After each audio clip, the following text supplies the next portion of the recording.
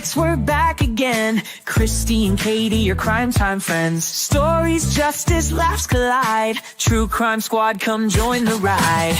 Grab the clues, let's take a stand. For victims' voices, hand in hand. True Crime Squad, it's time to shine. Season 6, your turn, your time. True Crime Squad, where justice meets hilarity. Hey everybody, welcome to the True Crime Squad. I'm Kristi Brower, here with my sister, co-host, and partner in crime, Katie Weaver. Hey Katie. Hello. How's it going? Oh, it's going. I've been on a Patreon mission today. Oh, and you have. Thank you so much. You bet. I took the Patreons this month since Kristi's sick. And so yeah, there's 2 new Patreons coming out today. Yes. One of them is 10 notorious serial killers, how they got caught. Because my gosh, most of them caught themselves. And also another case that some of you are probably familiar with, I was not, but it's a missing child case from 2011 that I found to be really interesting, and that was the disappearance of Timothy Pitson. Ah, okay. So interesting. I don't think I know that case. So yeah, it's an interesting listen. It really is. There's quick twists and turns and things. So anyhow, awesome. Yeah, watch for that on Patreon. That's coming out today. Awesome. And big shout out to Katie for taking those from me. How's My COVID honor. today? It is shitty. It is very shitty. Yeah. But we're here. We're going to finish up the week. We are. So here. I know before we get to what we're here to do today, Katie, you have a little show and tell for us. Oh my gosh. So yes, I do. I have a piece that is just got posted over on Scott's new Etsy, his Deadwood Dolls Etsy. So take a look at, get a load of this. Oh my God. That thing is terrifying. I know. It's crazy. Should be hanging on the wall in that weird, creepy old house on the doll island. Have you guys seen video of that place? Oh yeah, no kidding, baby dolls hanging from the trees and everywhere. So it's actually, the head is ceramic. It's raku fired, which is just a fancy way of saying he fired it really hot, pulled it out while it was hot, with special glaze on it, and thrown in a bucket of wood chippings, and it draws out all the copper and stuff in it. It's really cool. You cannot really see the whole patina in pictures. You just have to see it with your eyes. But anyway, and then the head is hand carved, and all the things. So I will share a link for you on Etsy if you're interested in that. But yes. It's pretty cool. Like, even just for a Halloween display or for somebody who loves horror, it's pretty cool. Kristi said, "Holy crap, imagine forgetting you hung it up and seeing it in the middle of the night." Shriek, and then you're like, "Oh, never mind, I put that there." Yeah. It's definitely one of those pieces that, like, for people that love horror stuff, it's amazing. And for people that don't, you're like, "Oh, I don't know why you would do that." I don't get it, but I know many people who do love it. Oh, and I yeah. think that's great. If it's your thing, it's your thing. It has a genre. Yeah, for sure. It definitely does, yes. Yeah. Alrighty. Oh, Cherish says my daughter's boyfriend needs that. Yeah. See? Y'all know somebody, right? Y'all know somebody. The person I know is Scott Weaver. So, he's already making this stuff. Yeah. Oh, Christine says my child would love it. Cool. All right. Well, today we're going to wrap up James Craig. I will tell you how disheartened I am about the gatekeeping that has gone on with this trial. Yeah. The difficulties with the courts of having any access at all. Mm-hmm. And then for those very special people, because podcasters were not allowed access at all. No. And so those who did have access made it very difficult for anyone else to, share the video. Mm-hmm. It's the worst I've ever seen. Most of the time, there's a clean version of whatever's available out there, because this is a public trial and people do have the right, And the pool camera is supposed to be a clean version. That's typically how it's done. No one gets to own court proceedings. This is public footage. That is not what happened here at all. No. The footage is so not clean that I'm actually just going to put up an image and we're going to listen to what footage I do have. And it's not quite everything, which I find very frustrating. I think Kathy says it's ridiculous. I wonder why. Well, first of all, it's because the courts made this so difficult. And so there's only a very few who actually had access at all. And I think that those particular entities were feeling very competitive about it. Yep. So we're going to listen. We're not going to watch because we'll get hammered if we watch. I'll tell you that. But we wanted to hear we've been following this from the very beginning. This case has connection to, well, the things that we cover all the time. Yeah. And it also has connection to our area and community because 2 of James Craig's daughters have actually lived here since their mother died in the same town as Katie. So, obviously we want to wrap this up. He is done. His verdict, sentencing, everything is done. He is off to prison forever. But we did want to share with you what we can and talk a little bit about the way that this all wrapped up. Yeah. And hope that this gets better because it would be extremely frustrating if this is how the Suzanne Morphew, the Barry Morphew trial were to be treated. This has been insane. Unfortunately, it is looking that way. Did the judge think by limiting access it would be less of a circus? She says that she limited access, as far as we can tell, to protect James Craig's children. I do understand that. We've seen other trials that protect children without completely blocking out the digital public, however. Yep. So I don't know. It honestly made it worse, I think, to do what this judge did. I hope it's going to be better for Barry Morphew, but I don't know if it will be. It might be a lot like this, which is really frustrating. Yep. So, they get away with saying, well, it's still open to the public because you can attend the trial. The courtroom is open. I will tell you it wasn't going to be. But then there were some questions about even if it was even going to be open. Yep.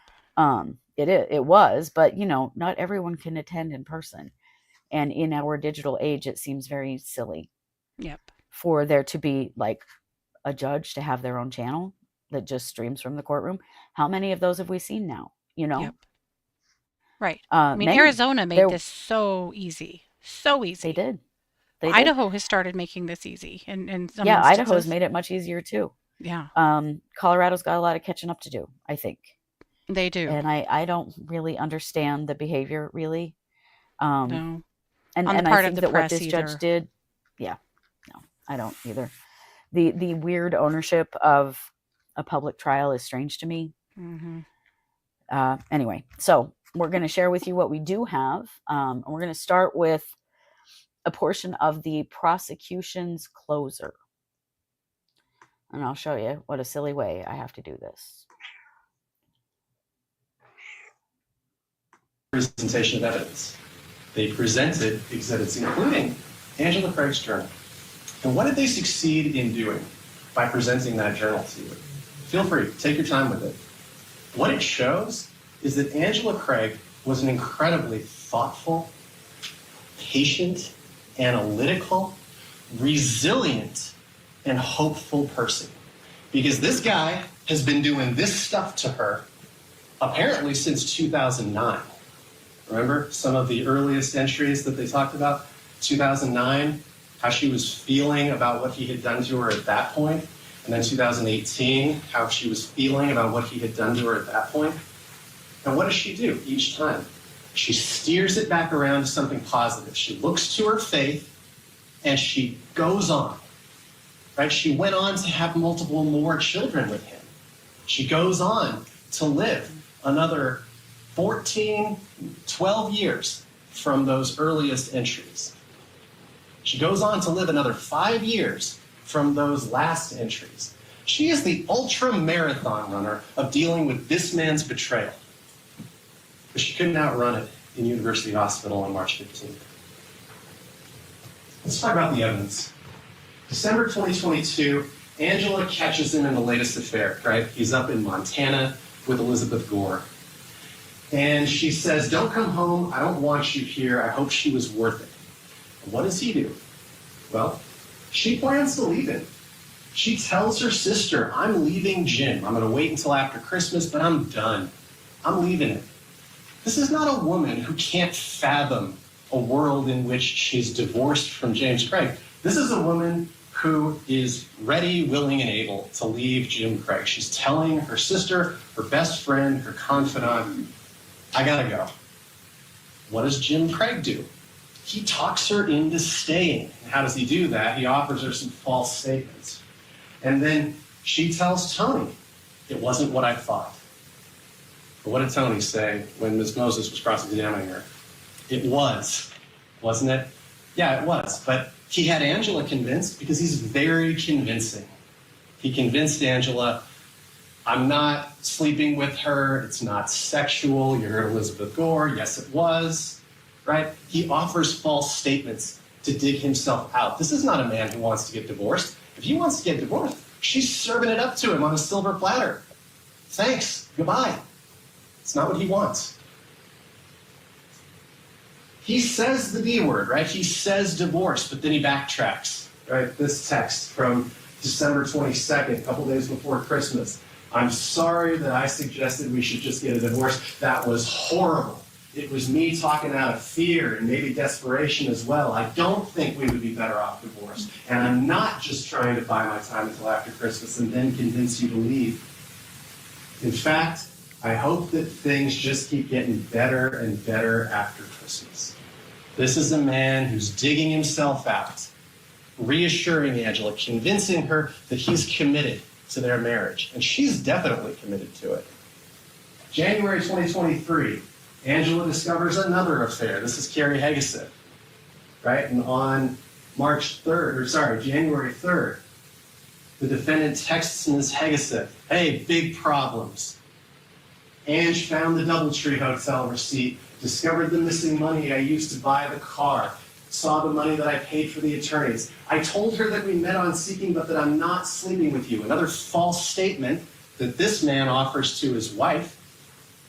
And again, Angela believes him. Angela wants to believe in him. And he says, I'm going to have to go radio silent for a while, but I wanted you to know what I told Angela, all the false statements that I told Angela. In case she calls you, maybe you can back me up on these false statements. Right? He's no stranger to asking people to make false statements for him. Now again, he talks Angela into staying.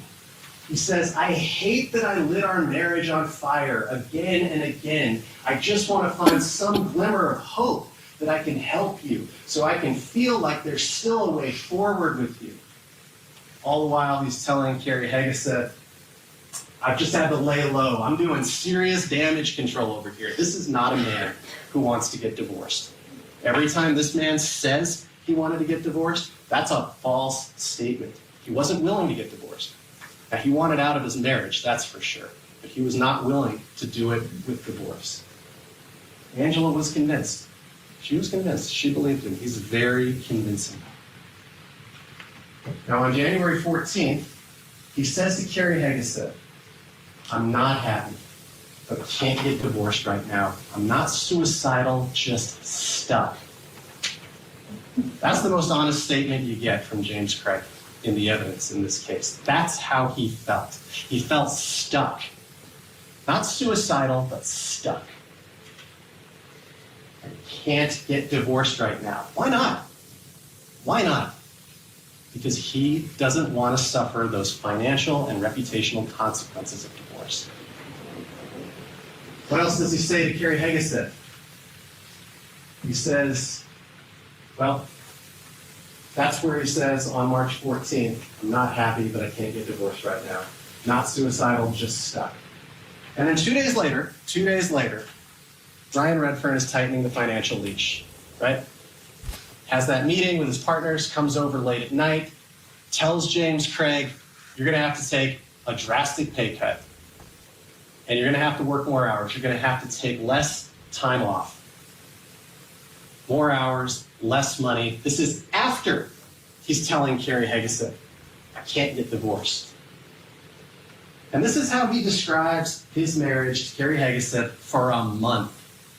He calls it a situation, a problem. He says he's frustrated, stuck, trapped, hopeless, helpless. These are all his words. You have all of these text messages. Pegasus didn't deliver, right? He asks her, can't you help me with my problem? I know you're resourceful. I have all this money I'd like to get you, but sleuthing, if I could just solve my shitty problem, as he calls it, can you help me? Can you help me? Can you help me? Are we doing this? She didn't deliver, right? But she told you about what he said about the movie The Purge, who he would purge, Angela.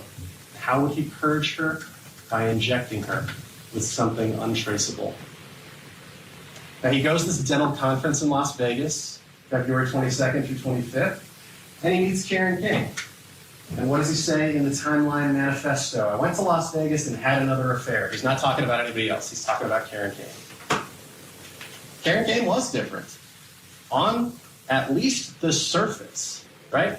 He didn't meet her on Seeking.com. There's no financial arrangement to their relationship. And perhaps most importantly, she's not going to sleep with him. If he is still actively married to Angela, actively living at home as husband and wife. 3 major differences between Karen Kane and the Seeking.com ladies. They knew he was married. He told them different stories, right? He told one of them he was actively in a divorce, told Carrie Haggis that he can't get divorced, but they all knew, and they all didn't care. And there is that financial component. Another important distinction, these ladies from Seeking.com were turned off by his grand overtures. But Karen Kane engages with that. She liked it, she reciprocated it to him. So, was James Craig's game or his goal with Karen Kane different? It doesn't matter, because the impediment was the same. The impediment was his continued marriage to Angela. It was Angela's very existence. So whether Karen Kane was just the next sexual conquest, or whether he really was, as he said to her, in love, wanting a future with her, it doesn't matter, because the obstacle to overcome was Angela. Karen Kane was convinced that James Craig was sincere. She believed him. She believed that he was in love with her, because he's very convincing. So he returns from Vegas and he gets straight to work on a solution to his problem. Monday the 27th, dozens of internet searches. Is there such a thing as an undetectable poison? Top 5 undetectable poisons that show no signs of foul play. And he orders the arsenic, right? And you see him leaving the house, being at the office at the time that these searches are occurring. And where's Angela? She's at home in the kitchen, cleaning a muffin pan. She is clueless about what he's doing. She's not participating in a super secret suicidal pact with this guy. She has no idea what his plans are for her.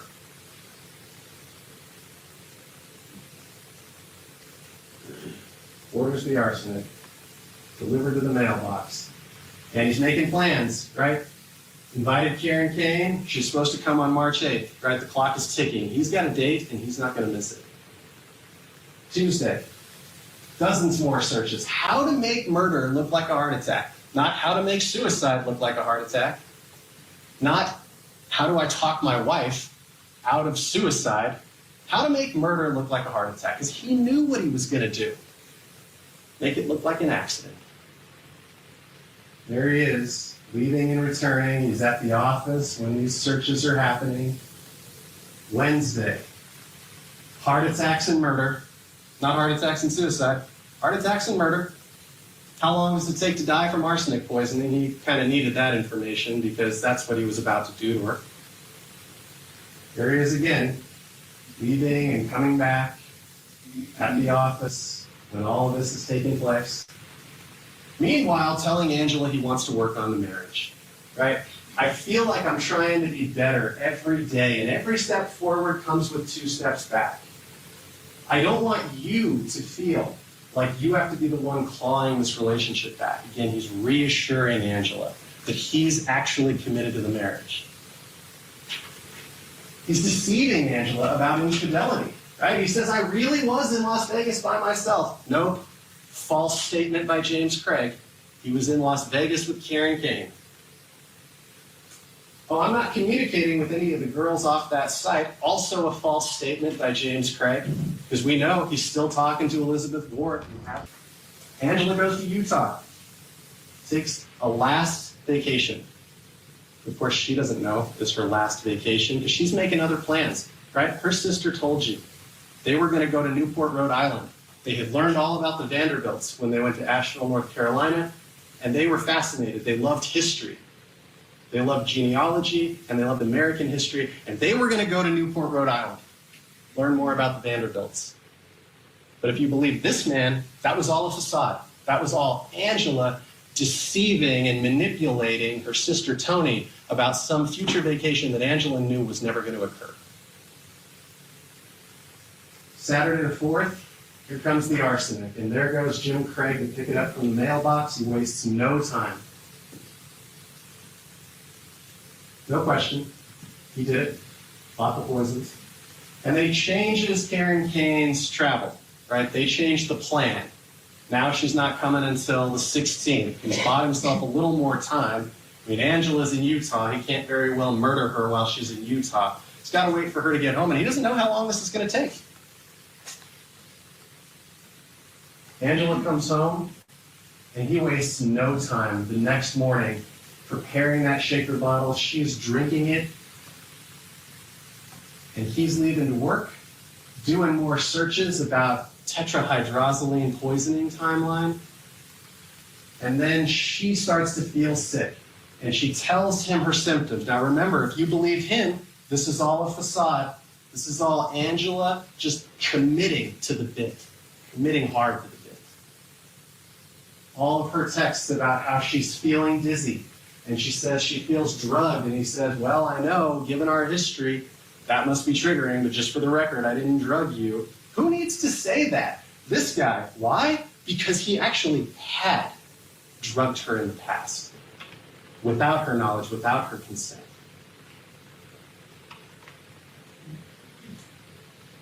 And then she's searching her symptoms. Again, if you believe him, this is all an act. This is Angela deceiving whoever might come across her phone.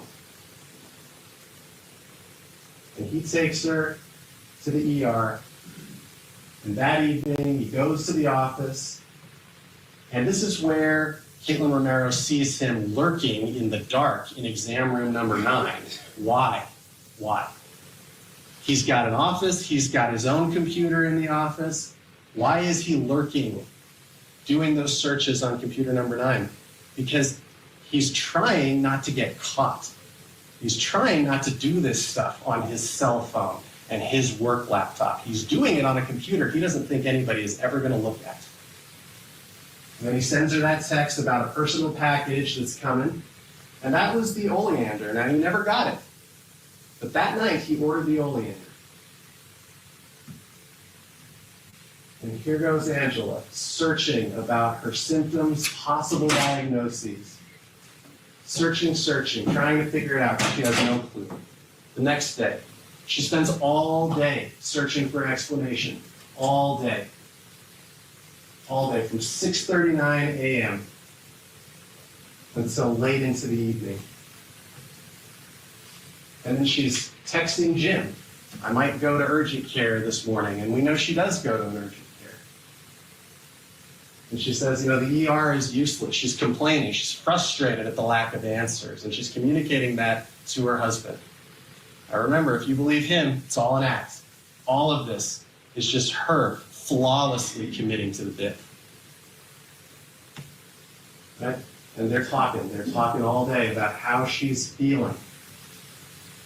Now, on Wednesday morning, James Craig goes to work furiously to get that cyanide, or to get that oleander, excuse me. He's emailing the supplier. I wanted to make sure it will be here this morning, right? And remember, if you believe any of his false narratives, He's a reluctant participant. He's not doing any more than the minimum that is required to get Angela what she needs to kill herself. Now, when we go through this part of the evidence, ask yourselves if that's a reluctant participant in a super secret suicidal pact or a man on a mission. Wanted to make sure it'll be here this morning. Meanwhile, he's texting with Angela. Very disappointed it hasn't even shipped yet. So I'm guessing it hasn't shipped yet. I'm very disappointed. This is him to the oleander supplier, right? This is not a reluctant person. This is a person who is relentless, ferocious in his pursuit of these poisons. So the oleander's delayed, he moves on to cyanide, right? And he's driving to their warehouse.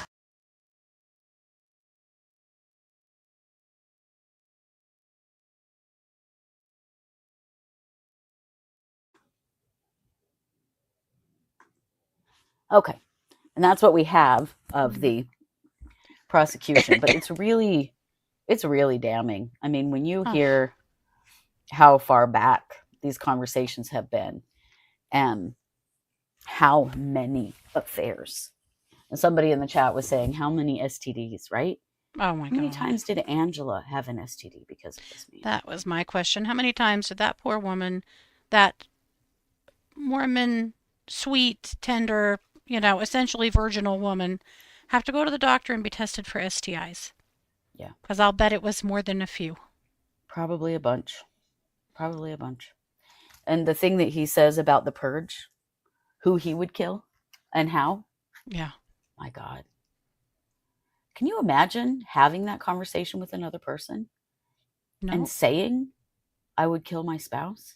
Yeah. And this is how I would do it? Like, what is wrong with him? And it's such a gross environment that both of them stayed for this long. Yeah. I understand why Angela did. It's not a criticism. I get it. As a Mormon wife, she's trying to keep her family together. Absolutely. But look at him. Right. Like, if you didn't want to be married, James, why? Right. Because he couldn't afford to. He didn't want to get divorced and have to pay alimony and child support and. Right. Well, he also wanted to save face, Mm-hmm. He's the good guy in all of this, remember? Yep. Right. That's a good point too, Bethy. A forensic financial analysis through divorce. Good point. Mm-hmm. Because he's paying all these girls on sugar baby sites and stuff. Yeah. Like, just such a disgusting human being. Mm-hmm. And at this point, I mean, the jury knows. Like, everyone knows. There is no question. There was no defense. They didn't give anything. He didn't speak. They didn't have any witnesses. Nothing. Nothing at all. Yeah. They just sat there with straight faces, like they didn't need to because the state had not proven their case. And if ever a state had proven their case, it is this one. It is unreal. This case proved itself the first day. Yeah. Yeah, it did. Wild. I don't have any video or audio of the defense closing. So, Katie, I know you've got the transcript. So why don't you share with us some of the highlights? Or shall we say lowlights? Yes. This was offered by Lisa Moses, so she was the other half of the team. Pardon me. So she begins by arguing that the Craig marriage was a broken one, despite being married for 23 years. She said there was love in the relationship. Was it perfect? Was it broken? Absolutely. But there was love. There was cheating, lots of cheating, and there were games. I think it needs to be made painfully clear that Angela never cheated on James. There was a lot of cheating, but that was on his part only. Right. Yeah, cheating on his part and games on his part. On his part. Like, this was a one-sided disaster. Yep. She argued that James wanted to be better, but he struggled with anxiety and addiction and was completely broken when he was arrested and sitting in jail. That's how, yeah, that's how narcissists Wow. work when they don't get what they want. Right. Uh, Exactly. she said they owned their $1 million home outright. How many people get to say they owned their $1 million home outright? She says that Oh, yeah, that fixes everything. Mhm. What? She says that the life insurance policy on Angela Craig was not purchased near the time of her death, and that many people have life insurance policies on their spouses. The life insurance policy on Angela was $4 million. Yeah. The other motive in the case is that there were, of course, she says the other motive, according to prosecutors, was that there were other women involved because of affairs. No shit. She says the prosecution has proven beyond a reasonable doubt that this guy was a pretty crappy husband. He cheated on his wife constantly. She says to the state, she turns to the state and taps on their desk and says, "You proved beyond a reasonable doubt that this guy is a cheater." Wow. She says Condescending much? yeah, she says after 20 some years of James Craig cheating on Angela, that he broke her. He broke her heart and her soul. So the whole defense is that he was such a fucking terrible human being that he broke her down over 20 years of cheating on her and lying to her and manipulating her to the point that she wanted to die. I mean, that is the defense. Oh my God. She presented several entries from Angela Craig's journal that the jury had already seen. One from January 2009, where she says, "I don't just feel sad, I feel depressed. I feel a huge sense of loss with no hope." 2009. Yeah. How Another is that relevant entry. now? Yeah. Another entry from 2018. "It almost killed me when he said he didn't love me and I wasn't enough." There are no journal entries between December 2022 and March of 2023. But she says, based on older writings, Angela's feelings have been heavier.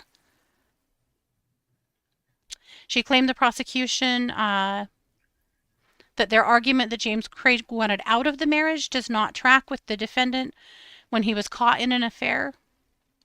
For instance, when she learned her husband was in Montana with another woman, he rushed home with his tail between his legs. Yeah. Because he's a piece of shit. Yeah.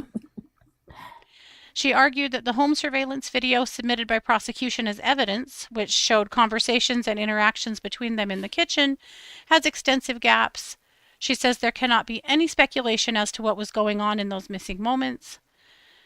She says there was nothing unusual noticed with James Craig when he was at the hospital when Angela was crashing, continuing to claim that no one found it strange that he sent pictures of Angela Craig's family of her in the hospital. Moses said there was a rewriting of history since prosecutors brought witnesses who testified that those things were unusual or odd. As if that has anything to do with all of the poison he purchased that was then found in her body. Like, but also, these are the people that received these photos, and they are the ones that said that they thought that it was unusual or odd. I mean, yeah.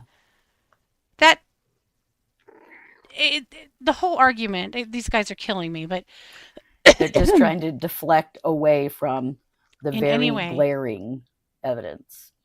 She says that law enforcement had blinders on. Having blinders on is a big theme for this defense. Yes. And did not want to look at other possibilities or options beyond James Craig as the suspect. He did buy all the poison. James Craig deserves better, she says. We all deserve better. You deserve better than lenses, blinders, and broken perceptions from law enforcement. Jesus Christ, lady. James Craig doesn't deserve shit at this point. Yeah. Wow. She says that the coroner relied on what law enforcement gave her as evidence and also looked at the case with blinders.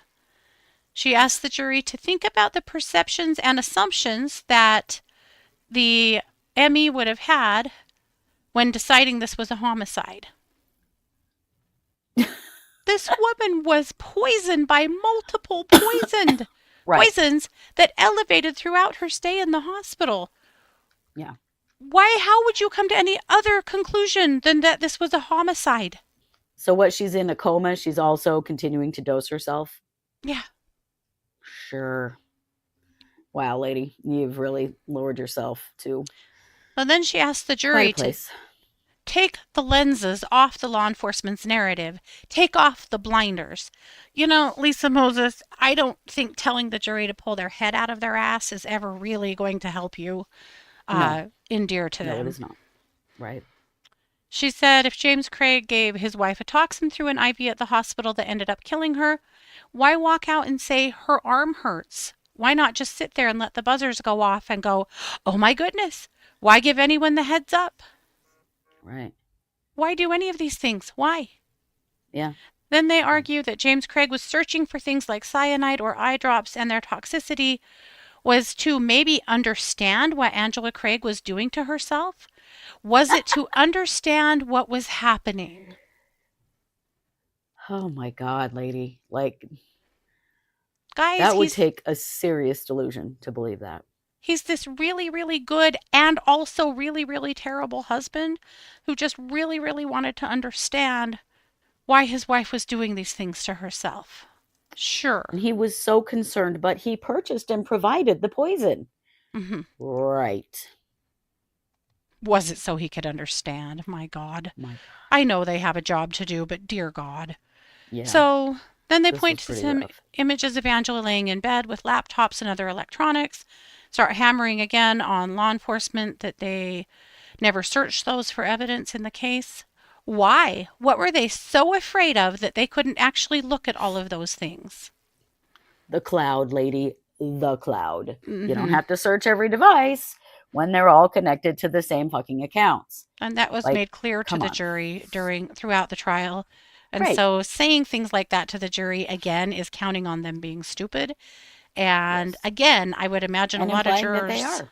Yes, and implying that they are. I would imagine plenty of jurors took offense at that. Right. Then they pick up the clindamycin bottle that was never tested, which that is unbelievable. It is. It is. It is. Agreed. The protein shaker bottle with the pink lid that was on Angela's nightstand that tested positive for tetrahydrozoline. She says, you don't know who put tetrahydrozoline in that cup. You don't. No, but you know who bought it. You do know who bought it. Then they It's called argue that no one. circumstantial evidence. Yep. But it's still evidence. Then they argue that no one can tell the jurors how or when the cyanide or tetrahydrozoline was ingested by Angela Craig, saying, you don't get to guess in this, you don't get to speculate, and that prosecutors have to prove beyond a reasonable doubt how and when these toxins were ingested. It's not as simple as the prosecution wants it to be. The reality of it is their marriage was not simple, their marriage was complex. That has nothing to do with a murder, Lisa. No, it surely doesn't. And, you can come up with a pretty, not an exact timeline, but a pretty close one based on when her symptoms began of when she ingested said poisons. And they were most certainly in her body when she fucking died. So, Yeah. Then they Jesus. argue that James Craig made some really horrible, awful decisions out of desperation and fear while in jail. And that the prosecution wants to portray that as an admission of guilt. Setting his daughter up to, Because it is. to do all of the dark web shit, trying to put somebody else up into bringing all the hotties into court to lie for him. Also trying to find a hitman to take out the lead investigator. Yeah, that was just out of fear, guys. Like, it's okay. Don't worry about it. Desperation and fear. It's fine. It doesn't mean he's guilty. Oh, okay. Well, if he thought he was going to, beat this, then why did he need all that? Right. Because he was innocent. She asked the jury if they trusted the testimony of one of his former cellies who took the stand in handcuffs beyond a reasonable doubt. The one who said he was there because his wife told him he had to. Yeah. The prosecution had made an argument earlier about that. Anyway, then she says it's not a vague or speculative doubt, it's a doubt that would cause a reasonable person to hesitate. Then she asked the jurors to consider what they were relying on as they deliberated. When you're back there and looking at the instructions, are you relying on speculation? And then in closing, she says, look at the evidence they've provided you and the evidence they have not provided you, and find James Craig not guilty of the murder of Angela Craig. Good God. Wow. I can't even. And I know they have a job to do. I get it. And I also know he had a hard time getting attorneys to stay with him because he's such a reprehensible piece of shit. And I would imagine these two women just went home and absolutely burned their clothes and danced naked in the moonlight trying to cleanse themselves and their souls of having to work with this asshole. But my gosh. Yeah. Wow. Yeah. The narcissism through all of it is just unreal. Mm-hmm. And you know, the crying here, this occurred only when it was about him. Mm-hmm. There was no crying about his wife or, you know. And I'll tell you one thing that is weird. If you go look this up, the victim impact statements are recorded, including the children. Yeah. They're from behind, but they're on the videos. And they're very sweet. They're very sweet. They loved their mom very much. Oh, yeah. They had a fair amount of humor in the things that they said. You could tell that they must have good humor from their mother, not from this dick. No. But yeah, he's crying. He's crying for himself. That's all he's crying for. He doesn't give 100%. a flying fuck about anybody himself. He doesn't care about his kids. None. At all. Yep. I think it's such a relief that he'll just be gone forever. They never have to deal with him again. Okay, well, thank you for that. But in saying that, why don't we listen to the verdict? Let's do.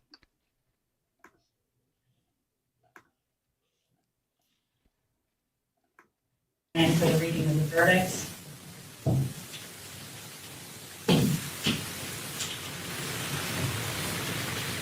As to verdict form, count 1, murder in the first degree, we, the jury, unanimously and beyond a reasonable doubt, find the defendant, James Craig, guilty of murder in the first degree.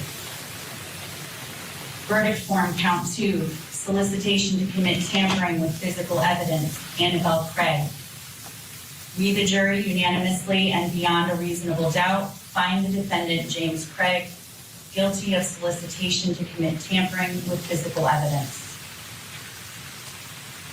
Verdict form, count 3, solicitation to commit tampering with physical evidence, Casey Bohannon. We, the jury, unanimously and beyond a reasonable doubt, find the defendant, James Craig, guilty of solicitation to commit tampering with physical evidence. Verdict form, count 4, solicitation to commit perjury in the first degree. Jury unanimously and beyond a reasonable doubt find the defendant, James Craig, guilty of solicitation to commit perjury in the first degree. Verdict form, count 5, solicitation to commit murder in the first degree, Nathaniel Harris. We, the jury, unanimously and beyond a reasonable doubt, find the defendant, James Craig, guilty of solicitation to commit murder in the first degree. Verdict form, count 6, solicitation to commit perjury in the first degree as to Cassiani Constantinidis. We, the jury, unanimously and beyond a reasonable doubt, find the defendant, James Craig, guilty of solicitation to commit perjury in the first degree. As to verdict form, count 7, manslaughter, cause or aid suicide, we, the jury, find the defendant, James Craig, not guilty of manslaughter, cause or aid suicide. Let me then turn to the foreperson and ask, is this the verdict of the jury? Do all of you agree with this verdict? Yes. At this point in time, you can be seated. Let me ask then if either party wishes to have the jury pulled from the people. No, Your Honor. From the defense? Yes. Ladies and gentlemen of the jury, I'm going to, just for, so that you are aware, the court is going to be asking if this is in fact your verdict. I'm going to use first names with your last initial, just so that you are clear, so that you understand what you're looking for when it's your turn then to respond to the court's question. Matthew H., is this your verdict? Yes. The verdict of the jury is received and shall be recorded. Ladies and gentlemen of the jury, this case has now been concluded, and I wish to express my appreciation to you for your services. You may now talk to anyone, including the attorneys and parties, about the case. Whether you do so is entirely up to you. If you decide not to discuss this case, your decision will undoubtedly be respected. However, if an attorney or a party persists in discussing the case over your objection or becomes critical of your services as a juror, please report the incident to me. You are now allowed to leave with the thanks of the court. I have a few matters that I need to address with the attorneys, and then I can come back and speak with you or any of you who would like to talk with me regarding this case, or if anyone has any questions. Ms. Mammo will now take you back to the jury room for you to gather your belongings and also return your badges. Thank you again for your service. Please rise.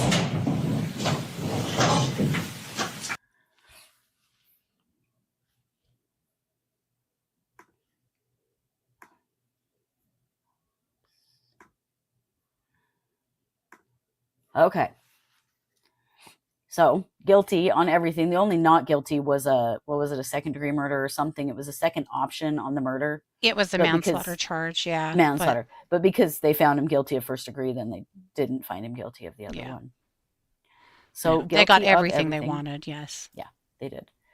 Yeah, they did silence the polling of the jury except for the last juror, because they said their first names and their last initial and their last name first initial Hmm. instead of numbers. We're used to numbers. Yeah. Every trial I've ever seen is numbers. These guys use their first names. So yeah, got everything. Even on the video of this, there is no, you can't see his face. He's standing in between his attorneys and you can't see anything. Mm-mm. That image I'm using is one of the best ones. You can see his reaction, and that's when they're hauling him away after sentencing. Yep. So what happened is they released the jury, although a bunch of the jurors stayed because they wanted to hear the sentencing, because it wasn't up to the jury to sentence him. This was up to the judge. Yeah. And they went right into victim impact statements, which they did. There's about 45 minutes of those. It's very weird. They just sort of stand up out of the gallery and speak. Wow. It's like the most informal way I've ever seen them done. And then the judge goes right into sentencing. So I've got the sentencing.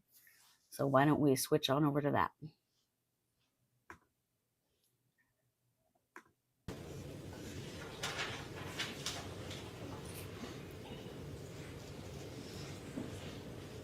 The defendant, James Craig, stands convicted of murder in the first degree after deliberation of his wife, Angela. This court heard he plotted, planned, researched, purchased substance after substance, and she survived and fought for her life. He found new ways to poison her, new substances, new means of administering those poisons. But most importantly, he took her away from her friends and family, some of whom the court has heard from today. We sat through, heard the evidence of what the defendant did, and the penalty for murder in the first degree is life in prison without parole. There's not discretion before the court as to that sentence, but if there were, that would still be the appropriate sentence for James Craig for what he did. In addition, he stands convicted of 5 other counts, and the common thread in 4 of those are that he embarked on a campaign to drag Angela's name through the dirt. He claimed that she was framing him, or she was suicidal because she couldn't stand to be without him in her life, or that she was manipulating him. None of those things were true. As the evidence showed, as the jury found, what had actually happened was through his doing, not through any fault of Angela, not through anything that she could have done differently. It was James Craig and his choices from day one. Some of those things the court heard that he did are the attempt to make a deepfake video, the planting of false documents, paying witnesses to perjure themselves. And because these are separate acts after the fact of the murder, to cover up that murder, we're asking the court to apply a consecutive sentence to those counts. As he became increasingly desperate, realizing the evidence against him, he also tried to hire someone to kill witnesses against him, including Detective Olson, who's again in the courtroom today. And even an attempt to do those things would obviously have a chilling effect on witnesses in this case, in every case in front of this court. And so that has a significant impact on the community when any defendant tries to do something of that nature, to silence or intimidate witnesses. And so because that is a separate and independent act, we would ask the courts to apply that sentence consecutive as well.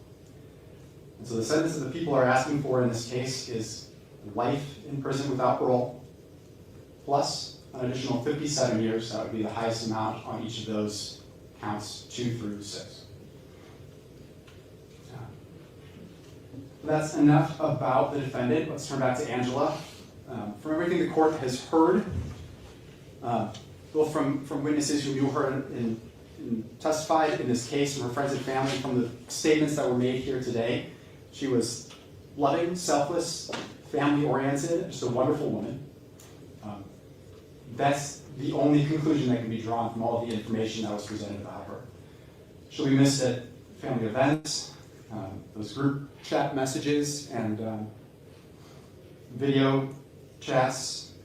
She'll miss out on trips to learn about genealogy and American history. She'll miss college graduations, high school graduations, even an elementary school graduation for her youngest. She'll miss out on any weddings. And she won't meet any grandchildren, at least in this life. And for the court to find the appropriate sentence in this case, I think that is what should be the focus here. On what has been taken from this community, on what has been taken from this family, when that light was taken from this world. Thank you. Thank you. We turn to the defense and see if there was anyone who wished to speak apart from the parties. No, Your Honor. Any statement that you wish to make at this time? No, Your Honor, it's a mandatory sentence.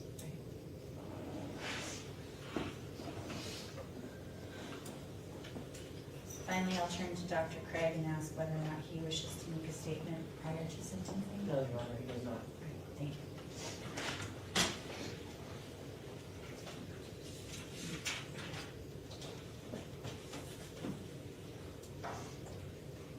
As both of the parties have indicated today, the sentence that the court has to impose on count 1 is a mandatory sentence of life without the possibility of parole. I'm going to keep my statements, I think, relatively brief because in some ways the evidence, the crime, the verdict, and the sentence all speak for themselves. Dr. Craig unleashed a path of destruction as wide as a tornado and just as devastating. Damage to his children, damage to Angela's family, damage to his own family.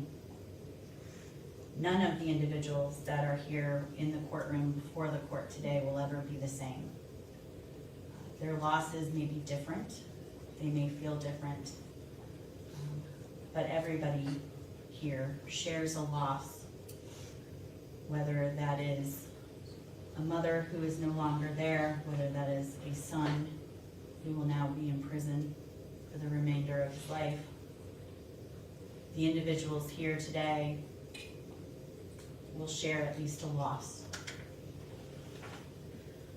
I do want to focus a little bit on the family. One of the things that I guess has been most impressive to the court has been the ability for the family to maintain some humor and some light. The ability to withstand the urge to dim the family and to allow her light to extinguish, but rather to embrace the joy she brought, to retell the stories, and to continue to create memories perhaps not with her, but about her. It's a demonstration of the strength and resilience of the family. The children will need that strength, the guidance, and the loving hands from all of you. It's an impossible hole to fill when a child loses a parent. And a loss such as this cuts even deeper and more jagged under the circumstances in the situation when both parents are lost. Concluding today with a verdict and a sentence closes this chapter, but unfortunately, and perhaps maybe for the best, not the book.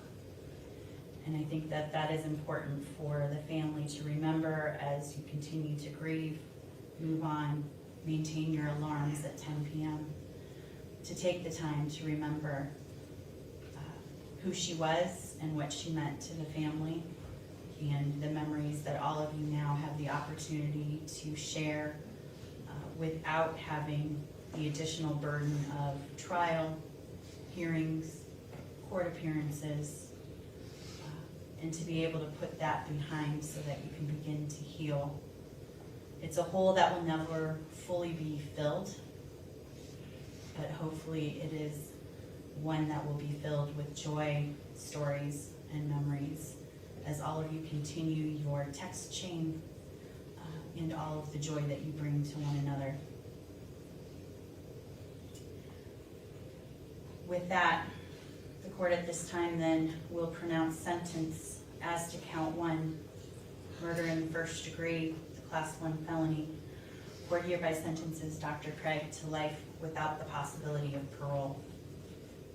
As to count 2, solicitation to commit tampering with physical evidence, the class 6 felony, the court at this time sentences Dr. Craig to 18 months in the Department of Corrections to run consecutive to count 1. As to count 3, solicitation to commit tampering with physical evidence, a class 6 felony, the court also imposes an 18-month Department of Corrections sentence to run consecutive to count 2 and consecutive to count 1. As to count 4, solicitation to commit perjury in the first degree, the class 5 felony, the court at this time will sentence Dr. Craig to 3 years in the Department of Corrections. Count 4 to run consecutive to all other counts. Count 5, solicitation to commit murder in the first degree, the class 2 felony, the court at this time will sentence Dr. Craig to 24 years in the Department of Corrections. That count to run consecutive to all other counts. Count 6, solicitation to commit perjury in the first degree, class 5 felony. The court at this time will sentence Dr. Craig to 3 years in the Department of Corrections to run consecutive to all other counts. Do we have a calculation of pre-sentence confinement credit?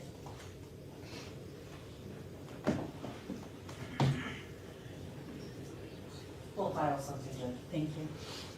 Court at this time will note pre-sentence confinement credit from the date of arrest. Will amend minimus upon receipt of the pre-sentence confinement. And with that, the court at this time then will remand Dr. Craig to the custody of the Department of Corrections. Let me ask quickly though, before we do that, is there restitution that the court needs to be aware of?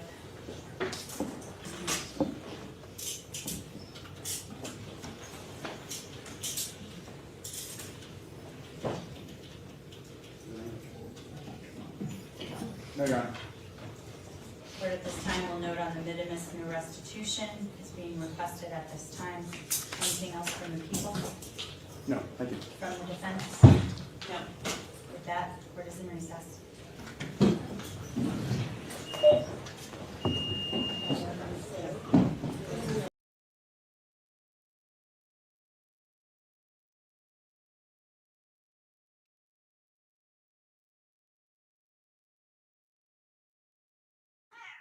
There we have it. Life plus And there it 33. is.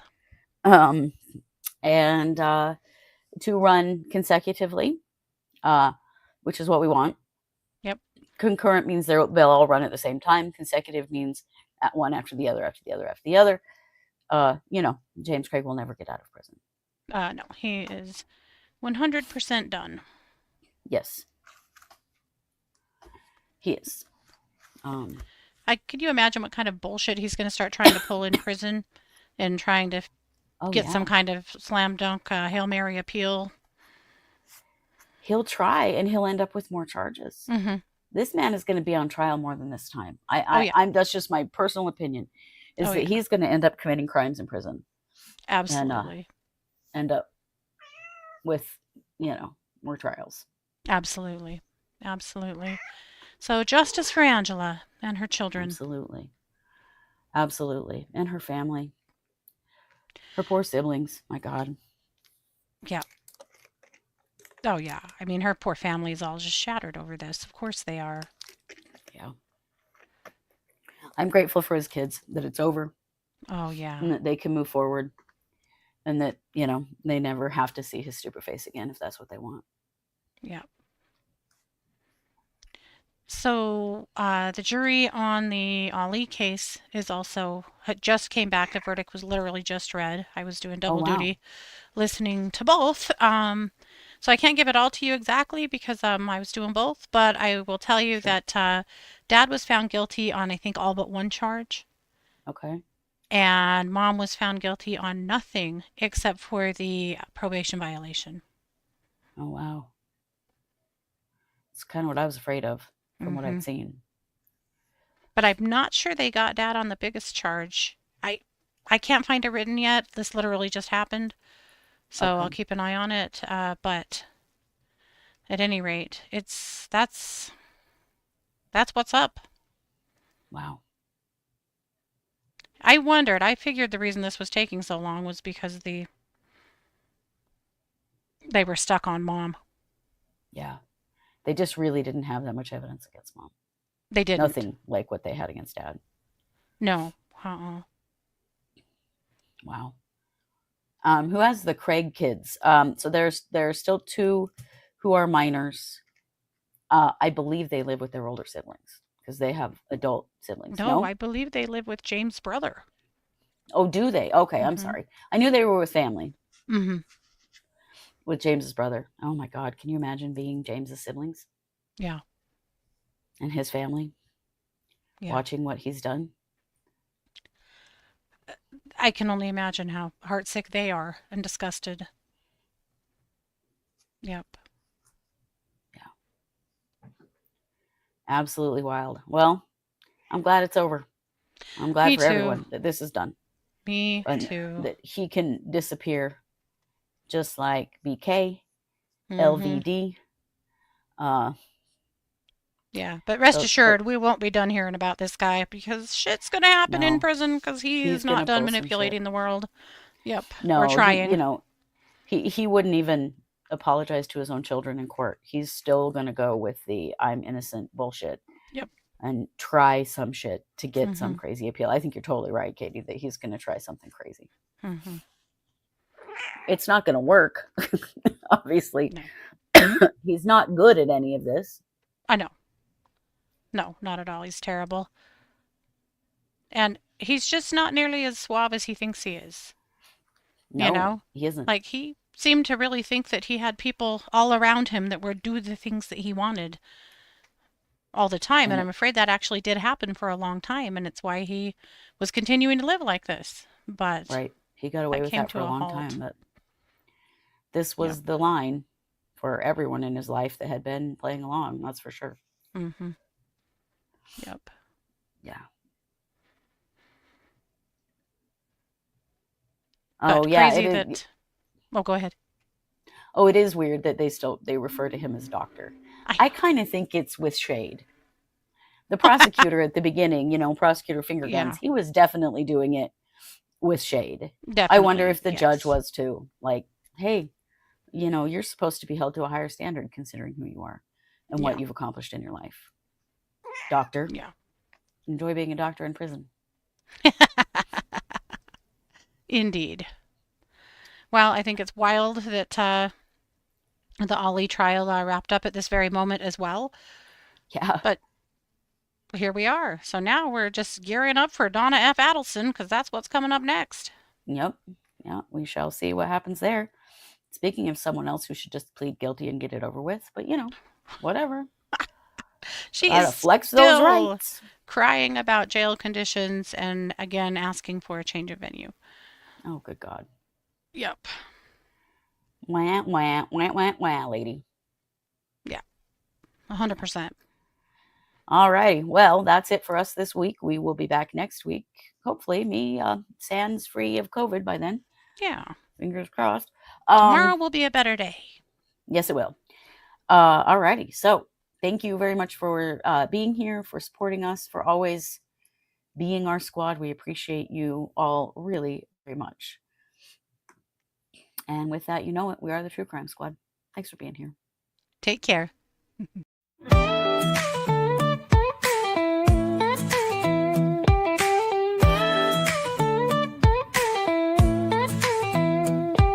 Season 6, we're back again. Kristi and Katie, your crime time friends. Stories, justice, laughs collide. True Crime Squad, come join the ride. Grab the clues, let's take a stand. For victims' voices, hand in hand. True Crime Squad, it's time to shine. Season 6, your turn, your time. True Crime Squad, where justice meets hilarity.